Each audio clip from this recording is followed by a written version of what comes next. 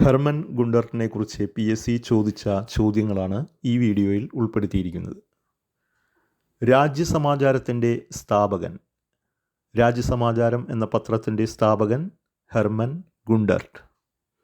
രാജ്യസമാചാരം പുറത്തിറങ്ങിയ വർഷം 1847 തലശ്ശേരിയിൽ നിന്നാണ് രാജ്യസമാചാരം പുറത്തിറങ്ങിയത്.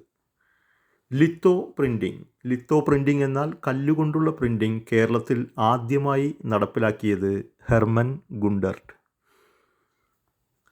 യൂറോപ്പിൻ്റെ ഹിസ്റ്ററിയും ജിയോഗ്രഫിയും ഉൾപ്പെടുന്ന പശ്ചിമോദയം പ്രസിദ്ധീകരണത്തിൻ്റെ സ്ഥാപകൻ ഹെർമൻ ഗുണ്ടർട്ട്. പശ്ചിമോദയം പ്രസിദ്ധീകരണത്തിൻ്റെ സ്ഥാപകൻ ഹെർമൻ ഗുണ്ടർട്ട്. മലയാളത്തിലെ ആദ്യത്തെ കോംപ്രിഹെൻസീവ് ഗ്രാമർ വർക്ക് തയ്യാറാക്കിയതും ഹെർമൻ ഗുണ്ടർട്ടാണ്. ഫസ്റ്റ് മലയാളം ഗ്രാമർ വർക്ക് തയ്യാറാക്കിയത് ഏഞ്ചലോസ് ഫ്രാൻസിസ്.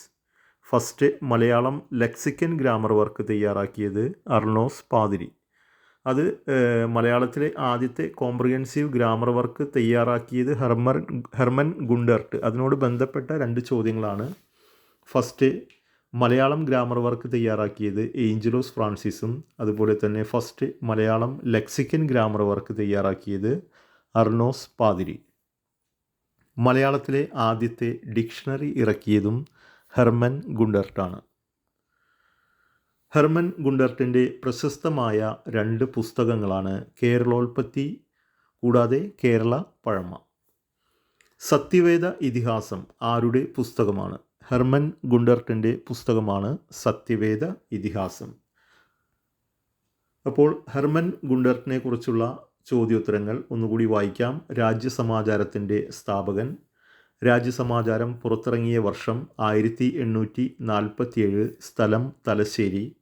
ലിത്തോ പ്രിൻറ്റിംഗ് കേരളത്തിൽ ആദ്യമായി നടപ്പിലാക്കിയത് ഹെർമൻ ഗുണ്ടർട്ട്. യൂറോപ്പിൻ്റെ ഹിസ്റ്ററിയും ജിയോഗ്രഫിയും ഉൾപ്പെടുന്ന പശ്ചിമോദയം പ്രസിദ്ധീകരണത്തിൻ്റെ സ്ഥാപകൻ ഹെർമൻ ഗുണ്ടർട്ട്.